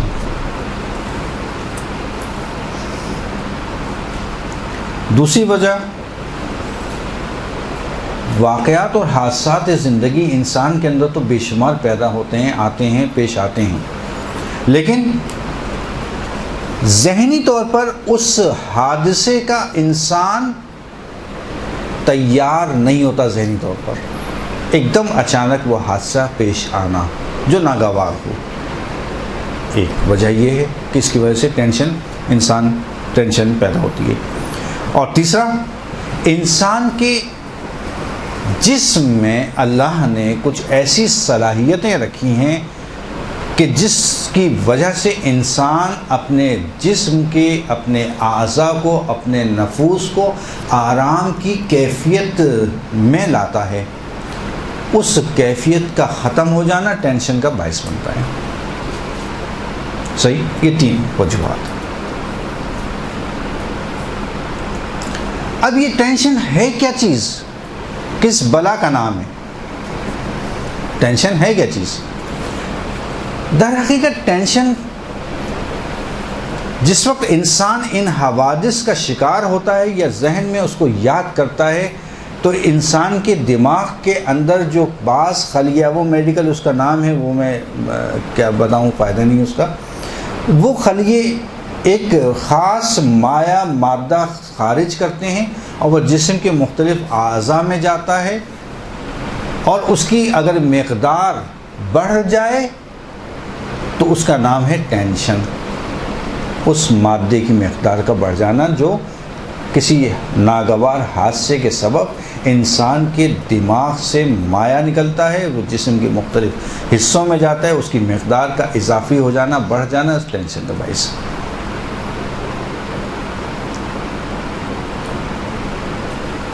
اب ٹینشن والے افراد کے ساتھ ہوتا کیا ہے؟ میں نے بتایا آپ کو، تنہائی کا شکار ہوتے ہیں، خود اعتمادی کا فقدان. اعتماد بے نفس. ان سے پوچھو کہ کون سا کلر تمہارے لیے بہتر ہے، کون سا مثلا شرٹ لوگے، کون سے کلر انتخاب کرو گے، آپ پسند کر لیجئے، میرے سمجھ میں نہیں آ رہا. خود اعتمادی کا فقدان، کلر پسند نہیں کر پا رہا. کون سی مثلا چیز آپ کو پسند آ رہی ہے، کھلونوں میں ہی حتیٰ کون سی چیز پسند آ رہی ہے، سلیکٹ نہیں کر پا رہا. یہ یا یہ نہیں کر پا. اس کا مطلب خود اعتمادی کا فقدان پایا جاتا ہے. اچھا، اس میں بھی البتہ دیکھیں، پھر میں تفصیل میں چلا جاؤں گا، اس میں بھی جو ہے وہ ماں باپ کا بڑا عمل دخل ہے. صحیح؟ کس لحاظ سے؟ ماں باپ بچے کو تیار نہیں کرتے. ماں باپ بچے کو تیار ہی نہیں کرتے اس کام کے لیے. وہ کہتے ہیں کہ بھئی یہ اچھا ہے، بچے نے کہا یہ اچھا ہے، مجھے یہ چیز خریدنی ہے، مثلا یہ چیز خریدنی ہے. نہیں، یہ اچھی نہیں ہے، یہ چیز بہت اچھی ہے، یہ لو، یہ دلوا دی اس کو زبردستی. بچے کو یہ پسند آ رہی ہے، آپ کو تھوڑی کھیلنا ہے. آپ کو کھیلنا ہے، اگر آپ کو کھیلنا ہے تو آپ لے لیجیے اپنے لیے. یہ بچے کو تو اس سے کھیلنا ہے، تو بھئی یہ بچے کو دلائیے نا آپ. ہاں کہ نہیں، وہ ہم جاتے ہیں تو شرٹ جو ہے وہ مثلا کوئی بھی ایکسرسائز، کیا خواتین کے لباس تو مجھے یاد بھی نہیں ہے، سنیں جو بھی چیزیں ہیں وہ اب آپ کو یہ مثلا کیفیت میں فرق ہے، مثلا کپڑے میں فرق ہے، یہ اچھی کوالٹی کا ہے، بچے کو جو پسند آ رہا ہے وہ مثلا لو کوالٹی کا ہے. اس کا طریقہ ہے، اس کا طریقہ یہ ہے کہ آپ جو اچھی کوالٹی کے ہیں اس کے 2-3 اپنی پسند کے کر لیجئے. اپنی پسند کے 2-3 چیزیں انتخاب کر لیجئے، وہ انتخاب بچے کے سامنے رکھ دیجئے. یعنی آپ کی پسند کو ہی بچہ چوز کرے گا. تو دونوں کا مسئلہ حل ہو گیا نا. آپ کا بھی مسئلہ حل ہو گیا کہ آپ کی انتخاب کی ہوئی چیز پسند کرے گا، اور بچہ جو پسند کرے گا اس کا بھی مسئلہ ہو گیا، وہ اپنی پسند کی چیز پسند کرے گا جس میں آپ کی پسند بھی شامل ہے. 2-3 چیزیں پسند کیجئے، آپ ان پسند کی ہوئی چیزوں کو بچے کے سامنے رکھیے. اس میں سے کیا پسند ہے تمہیں؟ جب وہ پسند کرے گا، وہ اس کی بھی پسند ہوگی، آپ کی بھی پسند ہوگی. تربیت کا حصہ ہے، تربیت کا حصہ ہے یہ. نہ یہ کہ آپ لے جا کے اس کو دکان پہ کھڑی کر دیں، اس کے بعد کہیں لو پسند کر لو. یہ بھی صحیح ہے، بچے کی تربیت کا حصہ ہے، لیکن بہتر یہ طریقہ ہے اگر دونوں کو ملا کے چلنا چاہتے ہیں. خیر، خود اعتمادی کا فقدان، احساس ناآرامی، دل کو قرار ہی نہیں ہے. نہیں، بعض دفعہ ہوتا ہے انسان کہتا ہے سب کچھ صحیح ہے، سب کچھ صحیح ہے، بہتر ہے، لیکن پتہ نہیں کیوں عجیب سی کیفیت ہے، طبیعت میں بے قراری ہے. اکثر لوگوں کو دیکھو بے قرار رہتے ہیں ہر وقت. بھی کچھ بھی نہیں ہے، سب صحیح ہے، بیٹھیں چائے پئیں باتیں کیجیے. نہیں، بے چینی طبیعت میں رہتی ہے ان کے. یہ کس کی علامت ہے؟ ٹینشن، غصے کا زیادہ آنا، غصہ زیادہ آنا. ابھی دیکھیں یہ سارے کے سارے جتنے موضوعات ہیں، خود اعتمادی کا فقدان، یہ خود ایک موضوع ہے جس کے اوپر تفصیلی بات ہونا چاہیے. احساس ناآرامی اس کے اوپر، غصے کا زیادہ آنا، غصہ خود ایک موضوع ہے. صحیح ہے نا؟ یہ تو میں علامات بتا رہا ہوں، ورنہ حقیقت تو یہ کہ سارے موضوعات ہیں الگ الگ درس ہونے کے. بے خوابی، نیند نہیں آتی رات میں، چاہے کچھ کر لیں، کروٹیں بدل کے سوئیں گے وہی فجر کے بعد. ہاں ہے اکثر دیکھا ہو، پوری رات ہنسی مذاق اور کہے اور ٹھٹے اور سب کچھ، اس کے بعد جو ہے جہاں اذان فجر کی اللہ اکبر کی آواز سنی جمائی آنا شروع.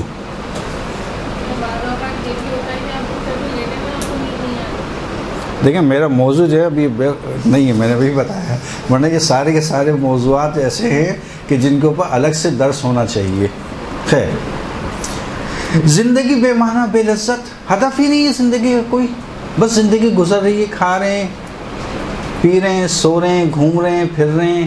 بھئی کرنا کیا ہے تمہیں؟ کیا بننا ہے؟ کہاں جانا ہے؟ کیا پڑھنا ہے؟ کیا ہدف ہے تمہاری زندگی کا؟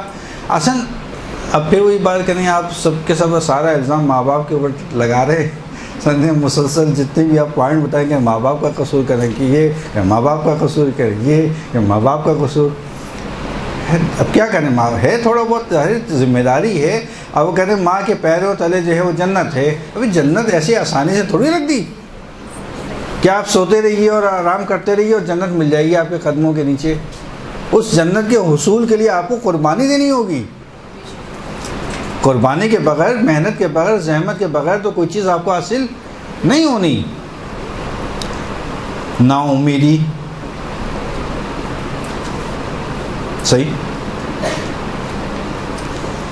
اچھا، ٹینشن کی کچھ اور جسمی اثرات بھی ہیں. مثلا معدے کی خرابی، اس کی ایک وجہ کہ نا میدا ہر وقت خراب رہتا ہے، وہ یہ ٹینشن کا ایک مسئلہ ہے. سر درد کا رہنا، یہ ٹینشن کا مسئلہ ہے.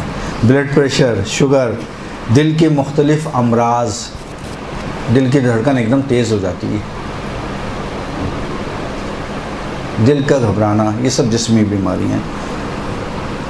اور انسان آخر میں اگر زیادہ ٹینشن میں رہے گا اور تھوڑا سا کمزور ہوگا تو وہ چلا رہے گا کس طرف؟ نشے کی طرف. صحیح، آرام کے لیے. اب وہ قسمیں اس کے چھوڑیں. عوامل کیا ہیں؟ عوامل: آلودگی صدا، آواز کی آلودگی. اچھا، اس کو تو ہمارے یہاں ہمارے معاشرے کے اندر کسی قسم کا کاؤنٹ کیا ہی نہیں جاتا. یہ شور و غل، انسان کو آرام چاہیے.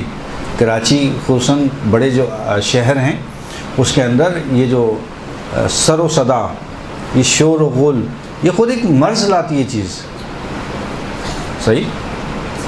یہ فضائے آواز کی آلودگی مختلف قسم کی ہوتی ہیں. ٹھیک ہے، یہ فضا میں آوازوں کی آلودگی، صدا کی آلودگی، یہ خود ایک ٹینشن کا سبب بنے. شور و غل، مسلسل شور و غل کہ انسان کو آرام ذہنی طور پر نہ ملے.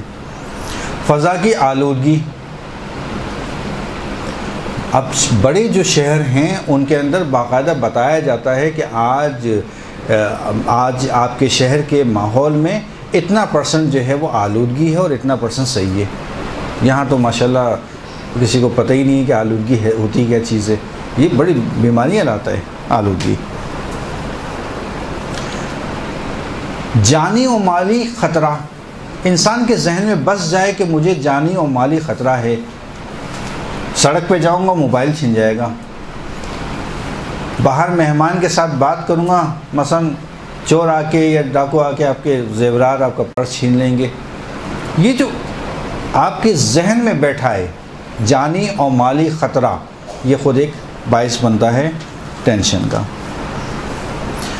پرتنش افراد کے ساتھ آپ کا اٹھنا بیٹھنا، آپ کی دوستیاں، دوستی کے معاملے کے اندر کسی قسم کا بھی آپ مصلحت کا شکار نہ ہوں. دوست کو انتخاب کرنا بہت ہی اہم آپ کا زندگی کا حصہ ہے. اس میں کسی قسم کے آپ کو تساہل سے کام، سستی سے کام نہیں لینا. ان افراد کے درمیان میں جو پرتنش ہوتے ہیں، ان افراد سے دوستی، ان کے ساتھ رہنا خود ٹینشن کا باعث بنتی ہے، جو آپ کے اندر صلاحیت کرتی ہے. خانوادے یعنی خاندان کے مختلف مسائل، وہ مشکلات، یہ ٹینشن کا باعث بنتی ہے. میاں بیوی کا جھگڑا ہے، ساس بہو کا جھگڑا ہے، بھائیوں کا جھگڑا ہے، نند اور بھاوج کا جھگڑا ہے، جٹھانی اور پتہ نہیں کس کس کا جھگڑے ہیں. سارے جھگڑے جو ہے وہ ہمارے ہی گھر میں پیدا ہو گئے ہیں. اس کی وجہ سے کیا ہونا ہے؟ آخر میں ٹینشن کا شکار ہو گئے، مختلف قسم کی بیماریاں لگنا ہیں. اسی لیے اسلام کا سب سے بڑا دیکھیں جو ہمارے جوائنٹ فیملی سسٹم ہے، وہ بعض کی خصوصیات ہیں، بعض اچھائیاں ہیں، لیکن بہتر جو ہے وہ بلکہ اسلام میں تو تاکید بھی یہی ہے کہ جب آپ کی شادی ہو جائے تو آپ اور آپ کا شوہر ہے اور اس کو الگ رہنا چاہیے تاکہ محبتیں آپس میں برقرار رہیں، کسی قسم کا مشکل پیش نہ آئے. تو بہرحال آخر میں اس کا نتیجہ جو ہے وہ اچھا. ایک اور جو بڑا مسئلہ ہے وہ ہے غذائیت کی کمی. غذائیت کی کمی انسان کے اندر ٹینشن لاتی ہے. صحیح. اگر مولانا صاحب ہمارے یہاں جو ہے وہ نظر ہے تشریف لائیے گا، صحیح ہے نا، تو انہوں نے کہا کہ بھی تکلف نہیں کیجیے گا، کہ بھی تکلف تو نہیں کریں گے، جو روزانہ کھاتے ہیں وہی بنائیں گے. اب جب پہنچے تو وہاں پہ دال تھی. روزانہ آپ دال کھاتے ہیں کیا؟ کہنا ہاں. دال کیوں کھاتے ہیں؟ تھوڑا سا تبدیلی غذائیت کے لحاظ سے ہونا چاہیے، صحیح ہے نا. اب غذائیت کے لحاظ سے تبدیلی کا کیا کہیں ہم اور کیا رونا روئیں، وہ سب کو معلوم ہے کہ آج کل کیمیکل کی کھادیں اتنی بن گئی ہیں کہ اب تو پھر بھی پاکستان، اللہ کا شکر ہے کہ پاکستان کے اندر پھر بھی بہت بہتر ہے. آپ جائیے جو یورپ وغیرہ سے یا امریکہ کینیڈا سے لوگ آتے ہیں، ہمارے خود بھائی بہن جو آتے ہیں یہاں پہ، وہ یہ بھی پھل کھائیں گے، وہ بھی کھائیں گے، یہ بھی بڑا اچھا ہے، وہ بھی کہ تم لوگ کیا تو بڑے بہترین ملتے ہیں، یہ تم لوگ کیا مسئلہ ہے؟ کہنا بھائی وہ ملتے ہیں سب جعلی ہیں، خوبصورت بہت اچھے ہیں لیکن اندر سے سیرت، خوبصورت بہت اچھے ہیں، سیرت اچھی نہیں ہے. خوبصورتی کا کیا کرنا؟ میں نے کہا بڑی اچھی بات کرتے ہو تم لوگ یار، دل خوش کر دیتا ہوں میرا. کیا بھائی تم لوگوں نے خود تو کہا کہ ہم یہ پھل اس لیے کھاتے ہیں پاکستان کے صورت میں اتنے اچھے نہیں ہیں، لیکن سیرت ان کی بہت اچھی ہے. جب پھلوں کا یہ معیار ہے تو کیا انسانوں کا بھی تمہارا یہ معیار ہے؟ انسانوں میں بھی یہ معیار ہونا چاہیے. ممکن ہے کہ آپ خوبصورتی دیکھ کر تو گھر میں اپنی اچھی چاند سی بہو لے آئیں، لیکن سیرت میں پھر وہ ایسی ہوگی، اچھا ضروری تو نہیں ہے لیکن میں اکثر کی بات کر رہا ہوں کہ سیرت پھر ایسی ہوگی کہ وہ چاند کو گہن لگ جائے گا کچھ دنوں بعد. صحیح. اس چاند کو جو آپ چاند گھر میں لے کر آئی ہیں اس کو گہن لگنے کے چانسز بہت زیادہ بڑھ جائیں گے. تو انسان کو زیادہ اس کا معیار خوبصورتی نہیں بلکہ سیرت ہونا چاہیے کہ انسان ایسی چیز کا انتخاب کرے کہ جس کی سیرت اچھی ہو، یہ معیار ہونا چاہیے.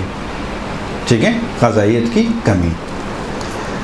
اور آخری مسئلہ وہ ہے مسائل اقتصادی. مسائل اقتصادی کے لحاظ سے اسلام جو درس دیتا ہے وہ ہمیں دیتا ہے قناعت. آج جو مسائل اقتصادی ہیں سب جعلی مسائل اقتصادی ہیں، انسان کے اپنے کریٹ کیے ہوئے مسائل ہیں، انسان کے اپنے بنائے ہوئے مسائل ہیں۔ انسان ایک جگہ سے ایک منزل سے دوسری منزل جانا چاہتا ہے، بڑا گھر کی تلاش میں ہے، بہترین صوفے ہونا چاہیے، اچھے صوفوں کے اندر بھی ایک لکڑی یہ والی استعمال ہوئی ہے صوفے میں تو وہ دوسری والی لکڑی یہ والی استعمال ہوئی ہے، اس کے معیار کو بجاتا ہے۔ ٹی وی میرا چھوٹا اسکرین کا نہیں ہونا چاہیے، بڑے اسکرین کا ہونا چاہیے، وہ فلاں ایسا ہونا چاہیے، وہ فلاں ایسا ہونا چاہیے۔ ہاں دیکھیے قناعت کہاں گئی؟ اسلام درس دے رہا قناعت کا۔ اقتصادی مسائل آپ کے اپنے بنائے ہوئے مسائل ہیں۔ آپ کا خرچہ جو ہے وہ جب آپ کی سیلری جو ہے وہ 20,000 اور 15,000 تھی، جب بھی آپ کا گھر اسی طرح چل رہا تھا، ٹوٹ کے، لنگڑا کے، ہاں جھک کے، ہاں پیسے نہیں۔ آج آپ کی سیلری 50,000 اور 60,000 اور 80,000 پہ پہنچی ہے، لیکن لنگڑاہٹ میں کمی نہیں آئی، ٹیڑھا پن ابھی بھی باقی ہے۔ جہاں فرمائش کی پیسے نہیں ہے، مہینہ کیسے گزرے گا؟ 20,000 میں بھی وہی تھی چیز، 80,000 میں بھی وہی چیز ہے۔ پر اس کا مطلب یہ ہے کہ سیلری اگر آپ کی 2 لاکھ بھی ہو جائے تو یہ لنگڑاہٹ آپ کی نہیں جائے گی۔ کیوں؟ اس لیے کہ آپ کا اپنا معیار بڑھتا جا رہا ہے، قناعت ختم ہوتی جا رہی ہے۔ تو اسلام نے قناعت کا اصول رکھا ہی اسی لیے کہ آپ اپنے اقتصادی مسائل کو حل کر پائیں۔ صحیح؟ بہرحال یہ وہ مسائل تھے کہ جن کی وجہ سے عوامل ہیں جو ٹینشن کی وجہ سے پیدا ہوتے ہیں۔ اس میں ایک جو عامل جو ٹینشن کا مسئلہ ہے اس میں ایک ہے حسد، کینہ اور ضد، یہ ٹینشن لاتا ہے۔ حسد کی مذمت میں حسد ایمان کو اس طرح سے کھا جاتی ہے جیسے آگ لکڑی کو کھا جاتی ہے۔ حسد ایمان کو، حدیث ہے، حسد ایمان کو اس طرح سے کھا جاتی ہے جیسے آگ لکڑی کو کھا جاتی ہے۔ حسد، حسد کسے کہتے ہیں؟ حسد کی تعریف کیا ہے؟ جی کوئی ایسی چیز دیکھ کے یہ خواہش دل میں پیدا ہونا کہ اس سے چھن جائے اور مجھے بھی۔ جی یہ تعریف ہے۔ ایک مرتبہ میں اپنے لیے طلب کر رہا ہوں کہ اللہ تعالیٰ جو ہے وہ اس کو بھی جو ہے وہ اچھا گھر دیا ہے، اللہ تعالیٰ اس کی گھر میں برکت دے، اس کو اور بڑا نوازے، اس کو پر رحمت نازل کر، لیکن اللہ تعالیٰ مجھے بھی دے دے۔ ایک مرتبہ یہ ہے، یہ برا نہیں ہے۔ حسد برا ہے۔ حسد کیا ہے؟ اللہ اس کے گھر کو چھین لے اور مجھے دے دے، دوسرے کا برا چاہ کے اپنے لیے فائدہ چاہنا، یہ حسد ہے۔ یہ حسد کیا ہوتا ہے؟ جب حسد بڑھتا ہے انسان کے اندر، اس کی طلب میں اضافہ ہوتا ہے۔ جب طلب میں اضافہ ہوتا ہے اس کی خواہشات بڑھتی رہتی ہیں۔ جب اس کی خواہشات بڑھتی رہتی ہیں تو پھر عورت اپنے شوہر کو مجبور کرتی ہے کہ تم آفس جاتے ہو خالی جیبیں لے کے آتے ہو، برابر والا جاتا ہے تو آفس سے تنخواہ تو بعد میں ملتی ہے، جیبیں پہلے بھرے ہوئے روزانہ لاتا ہے۔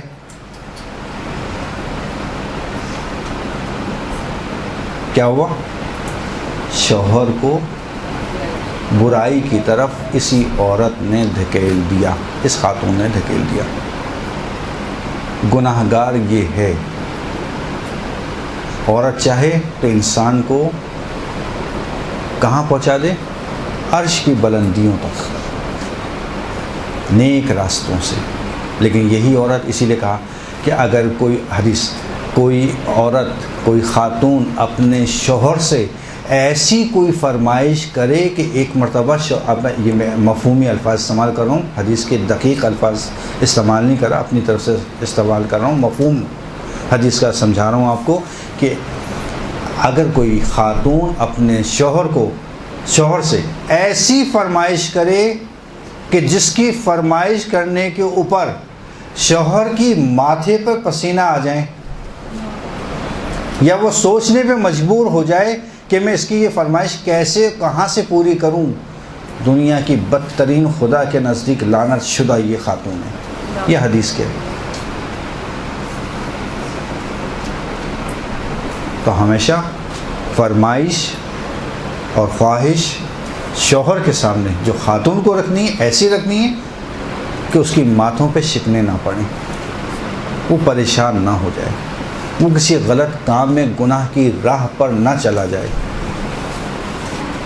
صحیح. کینہ دل میں رکھ کر اپنے آپ کو خراب کرنا ہے. کینے سے کوئی فائدہ ہونا نہیں ہے سوائے مرض کے. کینہ مرض لاتا ہے انسان کے دل میں. یہ خود میں پہلے بتایا آپ کو، جتنے بھی بات چیزیں بتا رہا ہوں یہ سب وہ ٹاپک ہیں کہ جن کے اوپر الگ سے باقاعدہ درس ہونا چاہیے، اس کی تفصیل بتانا چاہیے. ضد، دیکھو بعض دفعہ ضدی بہت ہوتے ہیں، یہ ضد ان کو تباہی کے دہانے پہ پہنچا دیتی ہے. بس ضد ہو گئی ایک چیز سے، مجھے تو یہ کرنا ہے، اب چاہے دنیا ادھر سے ادھر ہو جائے وہ کرنا ہے.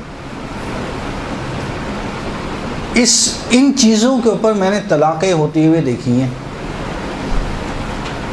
میاں بیوی کے درمیان میں طلاق فقط ان موضوعات کے اوپر. تو تصور کر سکتا ہے، یعنی واقعا میں خود تعجب کرتا ہوں کہ اس چھوٹی چھوٹی سی چیزوں ضد کے اوپر ایک طلاق کہ جس کی اللہ نے، رسول نے، ائمہ نے اتنی زیادہ مذمت کی ہے. کیا ضد کے اوپر طلاق. طلب شہرت، مشہور ہونا شوق ہے، سیاست میں آنا. آپ کا کیا کام، اپنی زندگی گزاریں، دین پر عمل کریں. طلب شہرت کی طلب اتنی زیادہ کہ وہ آپ کو بہا کے گناہوں کے راستے پہ ڈال دے. بات اب اس کی تفصیل زیادہ.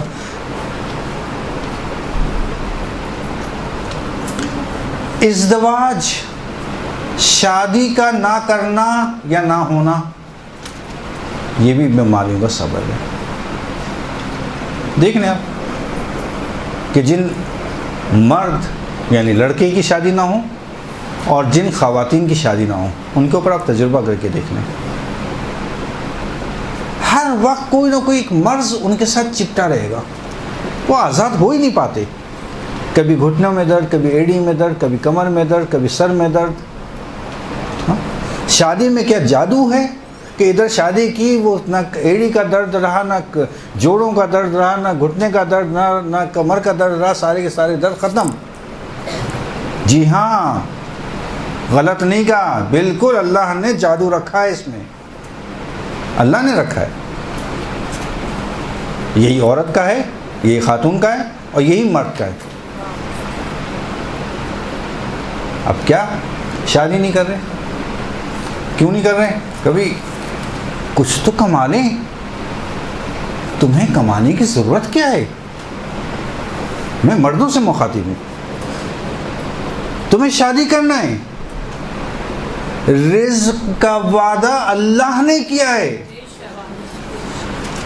تم شادی کر کے دیکھو. رسول کے پاس ایک صحابی آئے، کہا یا رسول اللہ میرے رزق میں برکت نہیں، بہت غریب آدمی. کا ازدواج کر لو، شادی کر لو. شادی کر لی. تھوڑے عرصے بعد ہے، یا رسول اللہ اتنا زیادہ فرق نہیں پڑا. کہ اچھا دوسری کر لو. دوسری کر لی. کا فرق تو آیا لیکن بہت زیادہ نہیں آیا. کہ تیسری کر لو. تیسری کر لی. کہ یا رسول اللہ ابھی بھی کمی محسوس کرتا ہوں. کا چوتھی کر لو. یہ حدیث بتا رہا ہوں، روایت بتا رہا ہوں، یہ ہے حقیقت ہے.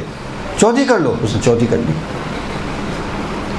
چوتھی شادی کے بعد رسول اللہ کا گزر ہوا، صحابی ملا. کیا ہوا؟ کیا یا رسول اللہ اتنا برکت، اتنی برکت، اتنی برکت. کیا؟ کس وجہ سے؟ اس وجہ سے کہ جب انسان ازدواج کرتا ہے تو اللہ نے اس عورت جس کے ساتھ وہ ازدواج کر رہا ہے، یہ رزق شادی کی تھی، بڑی برکت ہوئی. میرے تمہاری برکت نہیں، یہ اس کی برکت ہے جو گھر میں آئی ہے. کیونکہ ہر عورت اپنا رزق، اپنی برکتیں اپنے ساتھ لے کے آتے. اللہ نے برکتیں رکھی ہیں اس کے اندر. یہ مردوں سے کہہ رہا ہوں میں. یہ نوجوان ہمارے جو اس وقت ازدواج نہیں کر رہے، ان سے مخاطب ہوں کہ وہ اقدام تو کریں. دیکھیں کیسی برکتیں آتی ہیں. گھر کے اندر ترقی، یہ عورت کی مرہون منت ہے شادی کے بعد. اسی لیے آپ نے دیکھا ہوگا بعض رسومات ہمارے یہاں ہیں موجود شادی میں. اب یہ دیکھیں خود ایک موضوع ہے بہرحال. مثلاً ہمارے یہاں ہندوؤں سے رسمیں آ گئی ہیں ہمارے معاشرے میں. نہیں، بعض آئی ہیں بعض نہیں آئی ہیں.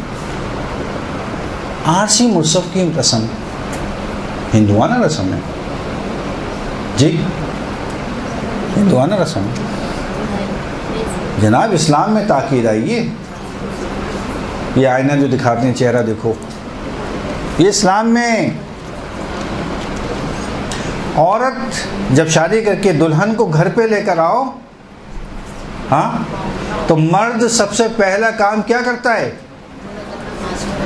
2 رکعت شکرانے کی نماز کہ میرے گھر میں رحمت و برکت آئی، رحمت و برکت آئی. اس کے بعد کیا کام کرتا ہے؟ اس کے بعد جو ہے وہ اس کے ماتھے کے اوپر سورہ توحید لکھنا. سورہ توحید کیا توحید؟ اللہ کی گواہی دے رہا وحدہ لا شریک ہے، جس نے مجھے اس نعمت سے آراستہ کیا. نعمت پروردگار ہے دلہن کی، اس نعمت سے آراستہ کیا. اس کے بعد کہا کہ اگر تم کامل اس کی برکت سے فائدہ اٹھانا چاہتے ہو، اس کی رحمت سے فائدہ اٹھانا چاہتے ہو، تو فوراً اس کے پیر دھلاؤ، اور پیر دھلانے کے بعد اس پانی کو اپنے گھر کے کونوں پر چھڑکو. یہ روایتیں ہیں. مگر اس پانی میں ایسی کیا چیز آ گئی؟ پانی بھر لیتے، یہ پانی رکھا ہے، لو چھڑکو اپنے گھر میں، لے آؤ رحمت و برکت کا. نہیں، دلہن کے پیروں کا پانی. تو کچھ تو ہے دلہن کے پیروں کے پانی کے اندر کہ اس کی برکتیں رحمتیں اتنی زیادہ ہیں کہ احادیث میں اس کی تاکید آئی کہ دھلانے کے بعد اس کے پانی کو چھڑکو اپنے گھر کے کونوں کے اوپر تاکہ رحمت و برکت آئے. پھر بھی کہتے ہیں نہیں ہمیں ازدواج نہیں کرنا، شادی نہیں کرنا. کیوں؟ ہم اپنے پاؤں پہ نہیں کھڑے ہوئے. تو اب کس پہ کھڑے ہو بھائی؟ پھر بھی کہتے نہیں کرنا پاؤں پہ. اچھا، لڑکا تو بیچارہ چاہتا ہے کرنا. مسئلہ یہ ہے، حقیقت بات ہے. دیکھیں، لڑکا پھر بھی چاہتا ہے کرنا، اصل میں ماں باپ مسئلہ ہے، وہ نہیں کرنا چاہتے. پیروں کچھ تو قابل ہو جائے پھر ہم شادی کریں گے. بھائی قرآن کی آیت نازل ہوئی ہے، قرآن مگر سچا نہیں ہے، الہی کتاب نہیں ہے، اللہ کی طرف سے اس کا کلام نہیں ہے. کہاں؟ تو پھر کیوں نہیں کر رہے؟ کہ وہ تو ٹھیک ہے لیکن کیا چیز ہے؟ بس اس کا مطلب کیا ہوا؟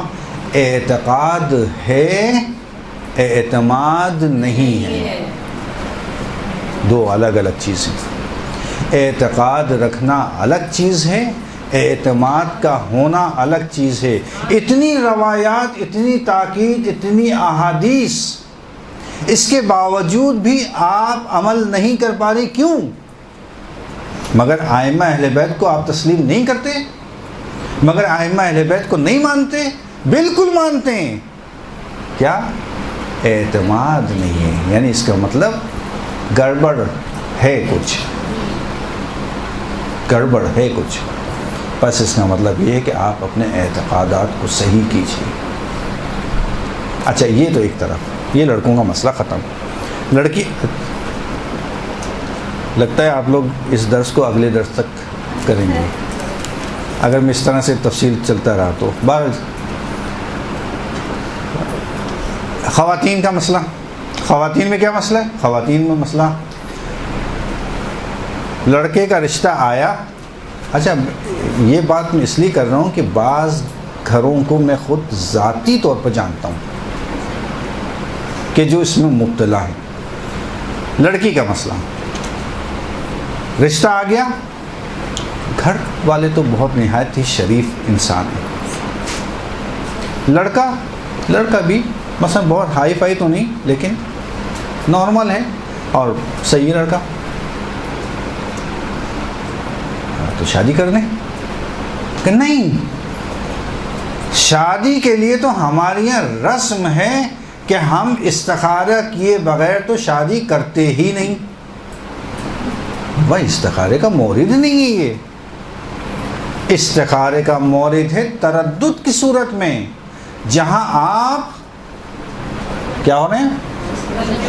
کنفیوز ہیں، جہاں آپ کو سمجھ میں نہیں آ رہا، وہ استخارے کا مورد۔ یہ استخارے کا مورد نہیں ہے، نہیں، ہم سب کچھ سمجھ میں آ گیا، لڑکا خاندان شریف، لڑکا شریف، شکل صورت کا صحیح ہے، اس کی ہر چیز صحیح ہے نا، اور ہم نے اس کو تسلیم بھی کر لیا ہے، سب کچھ سمجھ میں آ گیا، لیکن پھر بھی ہم شادی نہیں کر سکتے، کس کے بغیر؟ استخارے کے بغیر۔ بابا یہ استخارے کا مورد نہیں ہے، استخارے کا مورد تردد کی صورت میں ہے، جہاں پہ آپ کو شک و تردید ہو۔ یقین کی صورت میں جب آپ کو سب سمجھ میں آ گیا، اب شادی کیوں نہیں کر رہے استخارے کو؟ یعنی ایک ایسے میں خود کئی خاندان میں سب 4 لڑکیاں، 4 کی پہلی لڑکی کی عمر 50 سال، دوسری کی 45 اور اس طرح سے نیچے۔ والدین کا اعتقاد سب سے زیادہ تھا استخارے کے اوپر، کہ ہم کوئی بھی کام، ہمارے خاندانی روایت ہے، ارے بھائی ایسی روایتوں کو اوپر ختم کر دو۔ ہماری خاندانی روایت ہے کہ ہم لڑکی کی شادی کرتے ہی نہیں ہیں استخارے کے بغیر، جہاں استخارے کا نا، جہاں استخارے کا منع، جہاں استخارے کا برا، منع کر دیا۔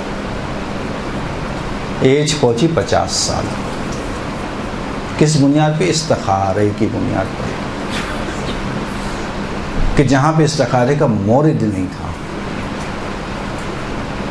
استخارہ اچھی چیز ہے، لیکن اس کے اپنے مقام کے اوپر اچھی چیز ہے۔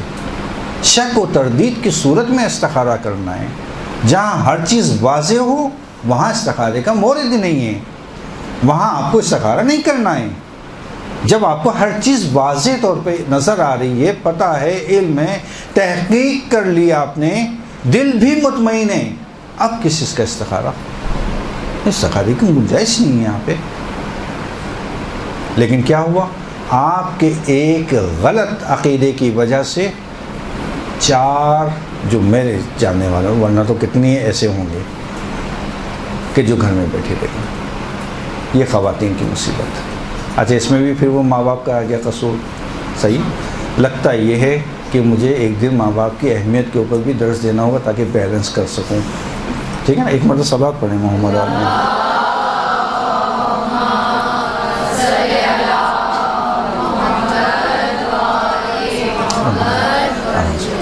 برحمتك يا أرحم الراحمين وصلى الله على محمد وآله الطاهرين